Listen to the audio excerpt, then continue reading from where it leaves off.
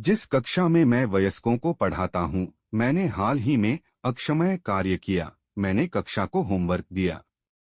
Assignment यह था कि अगले सप्ताह के भीतर किसी ऐसे व्यक्ति के पास जाएं जिसे आप प्यार करते हैं और उन्हें बताएं कि आप उनसे प्यार करते हैं।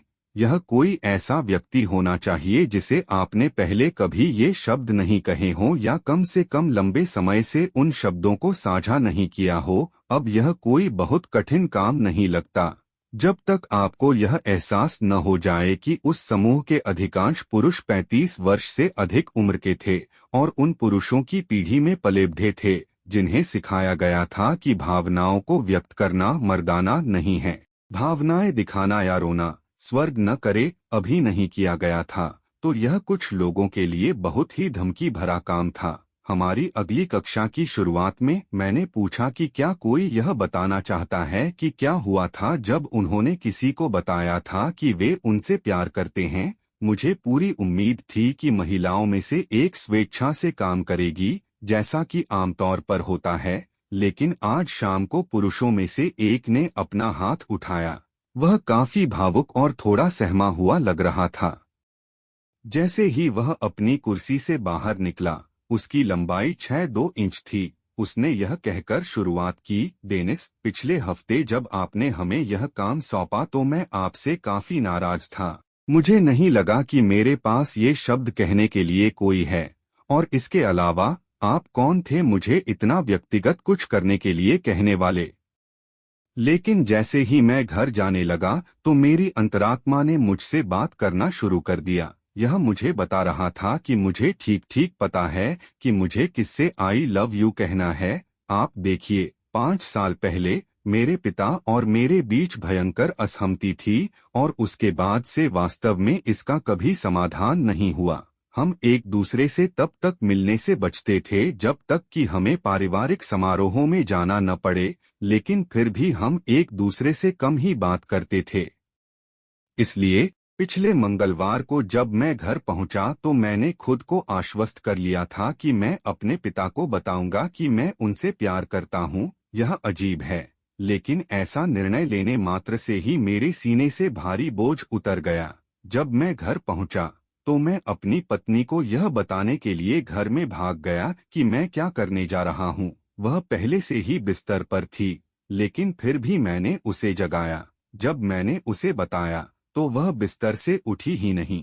वह बाहर आई और मुझे गले लगा लिया, और हमारे विवाहित जीवन में पहली बार उसने मुझे रोते हुए देखा। हम आधी रात जागकर कॉफी पीते रहे, बातें करते रहे। यह अद्भुत था।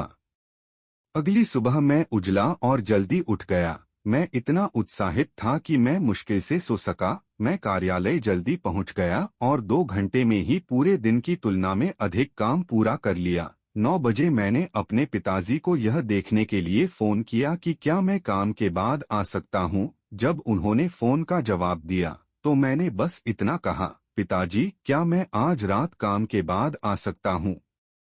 मुझे तुमसे कुछ कहना है, मेरे पिताजी ने क्रोधित होकर उत्तर दिया। अब क्या? मैंने उन्हें आश्वासन दिया कि इसमें अधिक समय नहीं लगेगा, इसलिए वे अंततः सहमत हो गए। 5:30 बजे मैं अपने माता पिता के घर पर था और दरवाजे की घंटी बजा रहा था।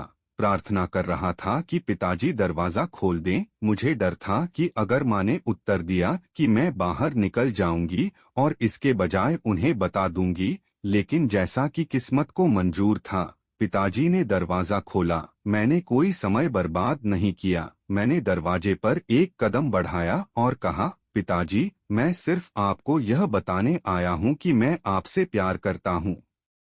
यह ऐसा था मानो मेरे पिता में एक परिवर्तन आ गया हो। मेरी आंखों के सामने उसका चेहरा नरम पड़ गया, झुर्रियां गायब हो गईं और वह रोने लगा। उन्होंने आगे बढ़कर मुझे गले लगाया और कहा, बेटा, मैं भी तुमसे प्यार करता हूँ, लेकिन मैं इसे कभी कह नहीं पाया।